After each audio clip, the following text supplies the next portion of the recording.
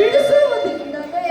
ರಾಜ್ಯವನ್ನು ನನ್ನ ಪ್ರಜೆಗಳನ್ನು ಈ ಕುತಂತ್ರಿಗಳಿಂದ ವಿಮುಕ್ತಿಗೊಳಿಸುವುದಿಲ್ಲವೇ?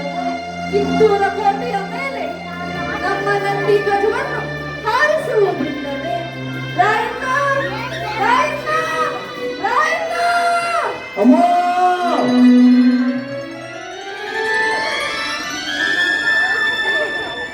ಏನಿದು? ಕನಸೆ ಅಥವಾ ನನಸೆ?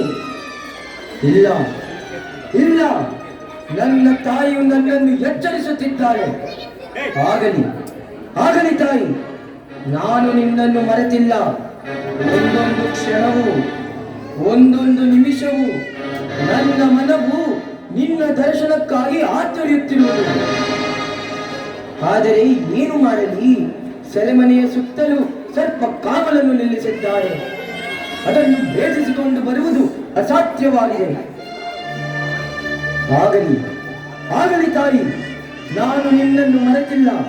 ಯಾವ ಬ್ರಿಟಿಷರು ನಿನ್ನನ್ನು ಸೆರೆಲಿಟ್ಟಿರುವರೋ,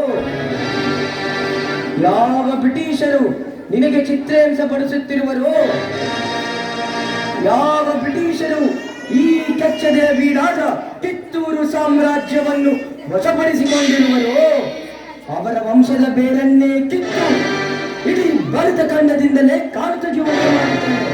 ಇದೇ ನನ್ನ ಪ್ರತಿಜ್ಞೆ. ರಾಯಣ್ಣ, ಏನಿದು ನಿನ್ನ ಆವೇಶ?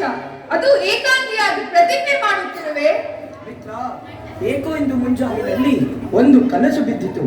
ಆ ಕನಸು ನನ್ನನ್ನು, ನನ್ನ ನಾಡನ್ನು, ಮಾತೆ ಚೆನ್ನಮ್ಮನವರನ್ನು ಕಷ್ಟದಿಂದ ಪಾರು ಮಾಡುವಂತೆ ಮತ್ತು ಹೋರಾಟವನ್ನು ಮುಂದುವರಿಸುವಂತೆ ನನ್ನನ್ನು ಎಚ್ಚರಿಸಿತು. ಆ ಕ್ಷಣದಿಂದ ನನ್ನ ದೇಹವು ಜರ್ಜರಿತವಾಗುತ್ತಿರುವುದು. ಮಿತ್ರ, ನಡೆ, ನಮ್ಮ ಮಿತ್ರರನ್ನೆಲ್ಲ ಒಟ್ಟುಗೂಡಿಸೋಣ. ಈ ಬಾಯಿಗಾಂಗರಿಗೆ ಮಣ್ಣು ಮುಕ್ಕಿಸಲೇಬೇಕು. ಈ ಹೋರಾಟದಲ್ಲಿ ಗೆದ್ದರೆ ಕಿತ್ತೂರಿಗೆ ಸ್ವಾತಂತ್ರ್ಯ, ಇಲ್ಲವೇ ವೀರ ಸ್ವರ್ಗ. ರಾಯಣ್ಣ, ನನ್ನ ಮನಸ್ಸಿನಲ್ಲಿಯೂ ಅದೇ ಯೋಚನೆ ಇತ್ತು. ಆದರೆ ಸಮಯವು ಒದಗಿ ಬಂದಿರಲಿಲ್ಲ. ನೀನೆಂದು ಎಚ್ಚರಿಸಿದೆ. ನಡೆ ನಡೆ ರಾಯಣ್ಣ, ನಿನಗೆ ಬೆಂಬಲವಾಗಿ ನಾನು ಬರುವೆ. ಆದರೆ ನಾವೀಗ ತಾಳ್ಮೆಯಿಂದ, ಜಾಣ್ಮೆಯಿಂದ ಕಾರ್ಯನಿರ್ವಹಿಸಬೇಕು. ಇಲ್ಲವಾದರೆ ಅಪಾಯವು ಖಂಡಿತ. ನಿಜ, ನಿನ್ನ ಮಾತು ನಿಜ ಮಿತ್ರ. ನಡೆ, ನಮ್ಮ ಮಿತ್ರರನ್ನೆಲ್ಲ ಒಟ್ಟುಗೂಡಿಸೋಣ. ಮೊದಲು ಯಳ್ಳಣ್ಣ ಮತ್ತು ವೆಂಕಟಪ್ಪ ನಾಯಕರನ್ನು ಭೇಟಿ ಮಾಡೋಣ. ಆಗಬಹುದು ಮಿತ್ರ. ಇವರೆಲ್ಲರೂ ನಮ್ಮ ಹೋರಾಟಕ್ಕೆ ತಕ್ಕ